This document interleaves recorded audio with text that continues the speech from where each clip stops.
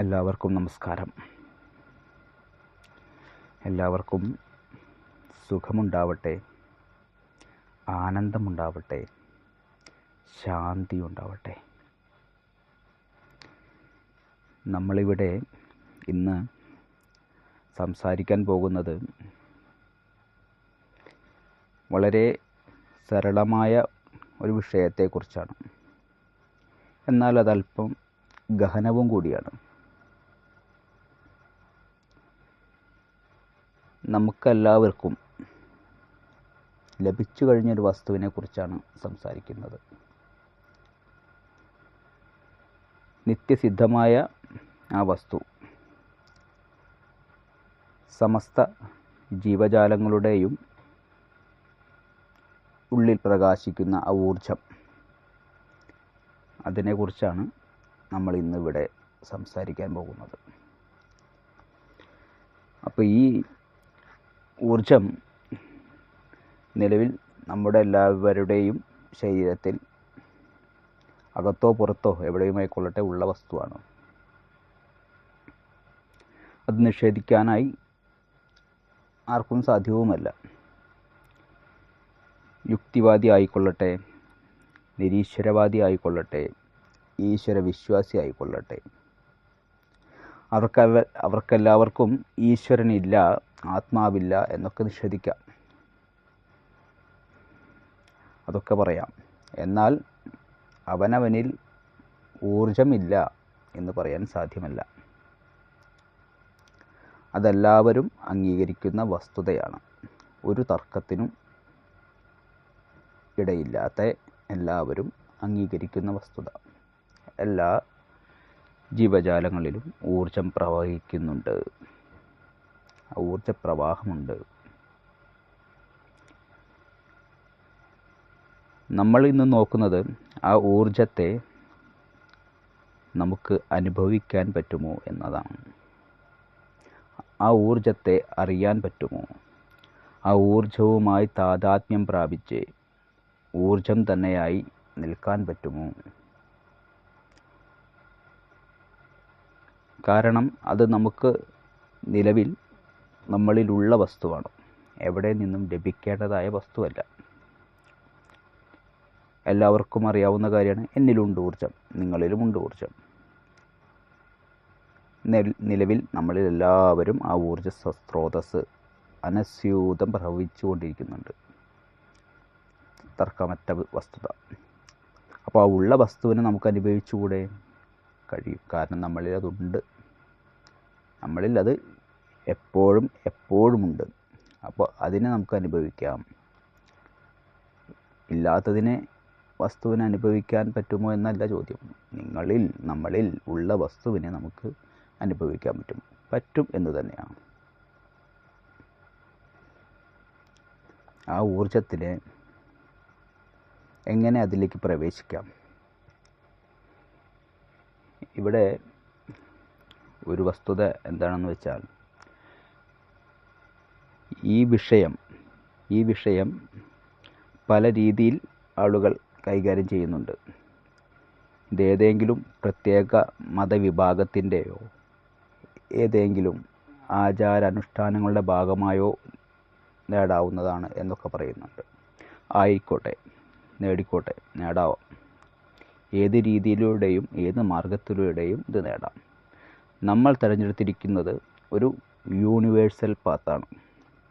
ആർക്കും വരാം, ആർക്കും പ്രാക്ടീസ് ചെയ്യാം, ഒരു മതത്തിൻ്റെയും ചട്ടക്കൂടില്ലാതെ. കാരണം ഇത് മനുഷ്യർക്ക് വേണ്ടിയിട്ടുള്ളതാണ്. അതുകൊണ്ട് തന്നെ ഇവിടെ ജാതിയോ മതമോ ലിംഗമോ വർണ്ണഭേദമോ യാതൊന്നും തടസ്സമല്ല. നിങ്ങൾ ഈശ്വര വിശ്വാസിയായിക്കൊള്ളട്ടെ, തടസ്സമല്ല. ഈശ്വര നിഷേധിയായിക്കൊള്ളൂ, തടസ്സമല്ല. നിങ്ങൾ ദുരാചാരിയോ ദുർമാർഗിയോ ആരുമായിക്കൊള്ളട്ടെ, ഈ ഊർജത്തെ അനുഭവിക്കാനുള്ള യാത്രയിൽ പങ്കാളിയാകുന്നതിന് ഇതൊന്നും തടസ്സമല്ല. കാരണം ഇവിടെ നമ്മൾ യാതൊരുവിധ ഒരു മതത്തിൻ്റെയോ ഒരു പ്രത്യേക ദൈവങ്ങളുടെയോ പ്രത്യേക ഈശ്വരൻ്റെയോ യാതൊന്നും കടമെടുക്കുന്നില്ല.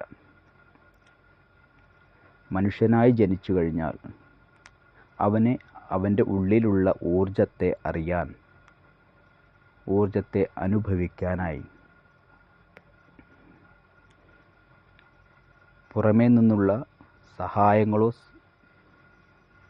മറ്റ് അനുബന്ധ പദ്ധതികളോ ആവശ്യമാണെങ്കിൽ പോലും അതിനെ ഏതെങ്കിലും രീതിയിൽ ഉള്ള ഒരു ചട്ടക്കൂടിൻ്റെ ഉള്ളിൽ ഒതുക്കി വെച്ച് അതിലൂടെ മാത്രമേ ലഭിക്കൂ എന്ന് നമ്മൾ ഒരിക്കലും അവകാശപ്പെടുന്നില്ല. ആർക്കും ലഭിക്കും.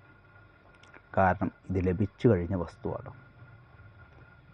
നിത്യനിരന്തരമായി നമ്മൾ ആ ഊർജത്തിലാണ് ഉണ്ണുന്നതും ഉറങ്ങുന്നതും ജോലി ചെയ്യുന്നതും എല്ലാം ആ ഊർജത്തിലാണ്. അതുകൊണ്ട് നമ്മളതിനെ ഒന്ന് ശ്രദ്ധിക്കുക മാത്രമേ വേണ്ടൂ. അപ്പോൾ പറഞ്ഞു വന്നത്, ഇത് എല്ലാവർക്കുമുള്ള, ആർക്കും ഫോളോ ചെയ്യാൻ പറ്റുന്ന ഒരു പ്രക്രിയ ആണ്. ഇതിനെ സരളം എന്ന് പറയാൻ കാരണം ലഭിച്ചു കഴിഞ്ഞ വസ്തു ആയതുകൊണ്ടാണ് സരളം എന്ന് പറയുന്നത്. വളരെ സരളമാണ്. ഗഹനം എന്ന് പറയാൻ കാരണം ഇതിന് നമുക്ക് അറിയേണ്ട കുറച്ച് ഘടകങ്ങളുണ്ട്. അതായത് മനസ്സ്, അതെന്താണെന്നും അതെങ്ങനെ പ്രവർത്തിക്കുന്നു എന്നും, ഈ മനസ്സിൻ്റെ പ്രവർത്തനത്തിന് ഈ ഊർജത്തിന് എന്തെങ്കിലും ആ മനസ്സിൻ്റെ പ്രവർത്തനത്തിൽ പങ്കുണ്ടോ എന്നും അതില്ല എന്നൊക്കെ പിന്നീട് നമുക്ക് മനസ്സിലാക്കാം. ഈ വക കാര്യങ്ങളെക്കുറിച്ച് നമുക്ക് കുറച്ച് ഗഹനം, ഈ വിഷയങ്ങളിലാണ് കുറച്ച് ഡെപ്ത് അടങ്ങിയിരിക്കുന്നത്. അതും വളരെ സരളം തന്നെയാണ്. കാരണം നമ്മൾ വലിയ വലിയ കമ്പ്യൂട്ടറുകളും മൊബൈൽ ഫോണുകളൊക്കെ ഓപ്പറേറ്റ് ചെയ്യുന്നുവെങ്കിൽ ഇത് അതിനേക്കാൾ വളരെ വളരെ വളരെ നിസ്സാരമാണ്. കാരണം ഇത് നമ്മളെക്കുറിച്ചിട്ടുള്ള, നമ്മുടെ അസ്തിത്വത്തെക്കുറിച്ചിട്ടുള്ള വിഷയമാണ്. അപ്പോൾ ഈ വിഷയത്തിലേക്ക് ആർക്ക് വേണമെങ്കിലും കടന്നു വരാം. ആർക്ക് വേണമെങ്കിലും ഈ അവനവനിലുള്ള ഊർജത്തിനെ അറിയാൻ താല്പര്യമുണ്ടെങ്കിൽ, അനുഭവിക്കാൻ താല്പര്യമുണ്ടെങ്കിൽ അതിനുവേണ്ടി സമയം അതിനു വേണ്ടി മാത്രമായിട്ട് നിങ്ങൾ ചെലവഴിക്കണമെന്നില്ല. ഒരു കളിയായി ആരംഭിക്കാം. പയ്യെ പയ്യെ നിങ്ങളുടെ ജീവിതത്തിൻ്റെ ഭാഗമായി മാറും അത്. അങ്ങനെ മാറിക്കഴിഞ്ഞാലുള്ള ഗുണങ്ങൾ എന്തൊക്കെയാണെന്ന് വെച്ചാൽ, നമ്മുടെ കാഴ്ചപ്പാടേ മാറും, നമ്മുടെ സമീപന രീതി മാറും. ഈ ശാന്തത എന്ന് പറയുന്ന ആ വസ്തു ഉണ്ടല്ലോ, അത് നിത്യനിരന്തരമായി അനുഭവമായി കൊണ്ടിരിക്കും. അതൊക്കെ തന്നെ എൻ്റെ ഗുണങ്ങൾ. അതിനുവേണ്ടി ഇനിയിപ്പോൾ മതസ്ഥരാണ് വരുന്നതെങ്കിൽ അവർക്ക് വേണമെങ്കിൽ അവരുടെ രീതിയിലുള്ള ആചാരാനുഷ്ഠാനങ്ങളിലൂടെ ഇത് പ്രാക്ടീസ് ചെയ്യാവുന്നതാണ്. നാമജപമോ മന്ത്രജപമോ മറ്റെന്തെങ്കിലുമോ, എല്ലാ വഴികളും ചെന്നെത്തുന്നത് ഈ ഊർജത്തെ സംസ്കരിച്ച് ഊർജം തന്നെയായി മാറാനുള്ള